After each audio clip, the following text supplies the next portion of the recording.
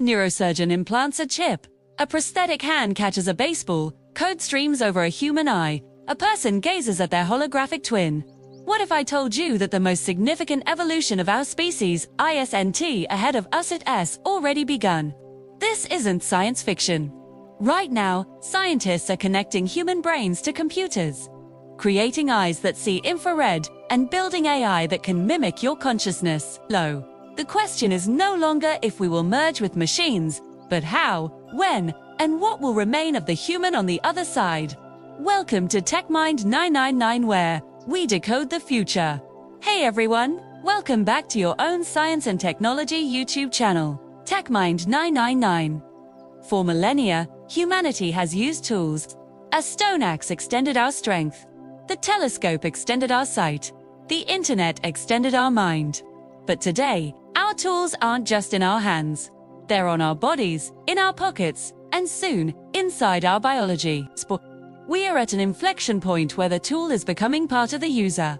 The narrative of the cyborg being part biological, part mechanical has moved from the pages of cyberpunk novels into our labs and hospitals. This isn't about robot overlords. It's about a gradual, conscious, and perhaps inevitable upgrade. Today, we're diving deep into the 3 stages of the human-machine merger: the restorative, the augmentative, and the transcendent. We'll explore the technologies making it possible, the profound benefits, and the terrifying ethical chasms we must cross. This is the most important conversation about our future. So, let's get into it. There are 3 stages of the merge. Stage 1 is the restorative merge that involves healing the broken, for example, advanced medical tech, including cochlear implants, bionic limbs, retinal prosthetics, neural implants for Parkinson's. The merge begins not with enhancement, but with compassion. This is the restorative merge, and it's already here. Technologies are directly interfacing with the human body to restore lost function. Cochlear implants convert sound into electrical signals sent directly to the auditory nerve, allowing the deaf to hear. It's a direct digital to biological interface. In advanced prosthetics, limbs like the looped arm, or those from JSR, use sensors that read muscle signals from the residual limb. The user thinks about moving their hand, and the robotic hand moves. The brain is learning to speak to machines. In brain-computer interfaces, BC is medical companies like Synchron and Neuralink, in its stated medical goals, are developing stent-like implants that allow paralyzed patients to control digital devices with their thoughts to text, browse the web, or move a cursor. This isn't augmentation. It's restoring a fundamental human connection to the world. This stage is morally clear and widely supported. It heals, but it's also the training ground. We are learning the language of the neural code, and every restored function teaches us how to talk to and ultimately upgrade this system. Stage 2 involves the augmentative merge. Beyond natural limits, once we can repair, the next more contentious step is to enhance. The augmentative merge asks, why stop at human normal? What if we could be better, stronger, smarter? In physical augmentation, military and industrial exoskeletons are already here, allowing soldiers to carry superhuman loads or factory workers to lift without strain. This will trickle down.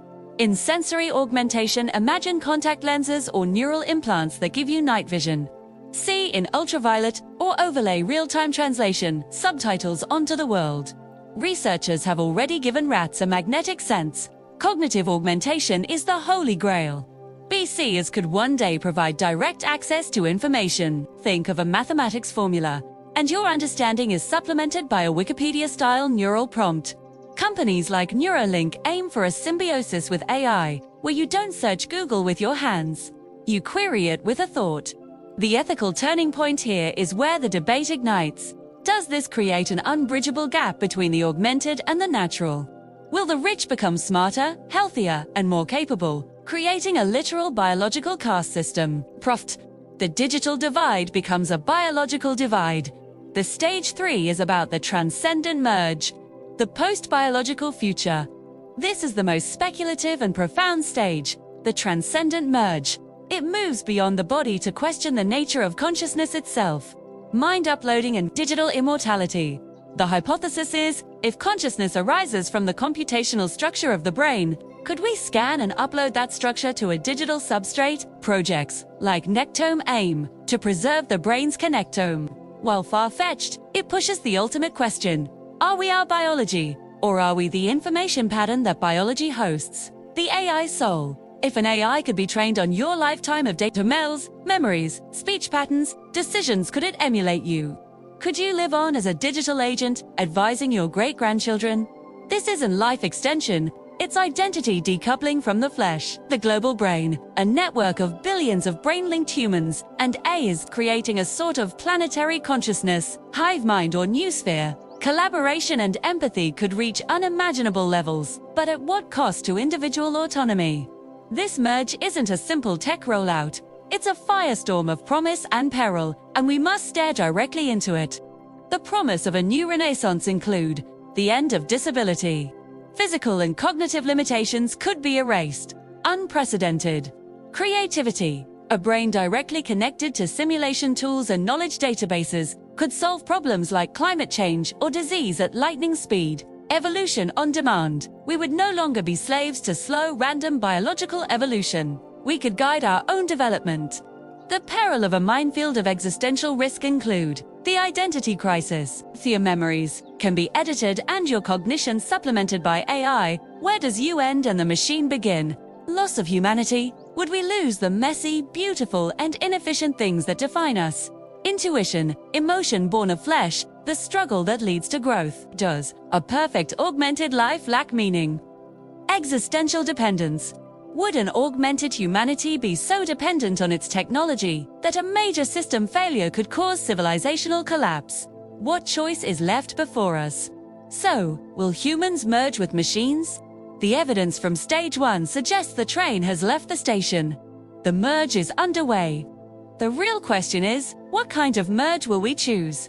This is not a passive technological weather front. We must simply endure. It is a series of active, deliberate choices we must make as a society. We need robust ethical frameworks now. We need inclusive access policies now. We need global conversations about the definition of human rights in an age of augmentation now.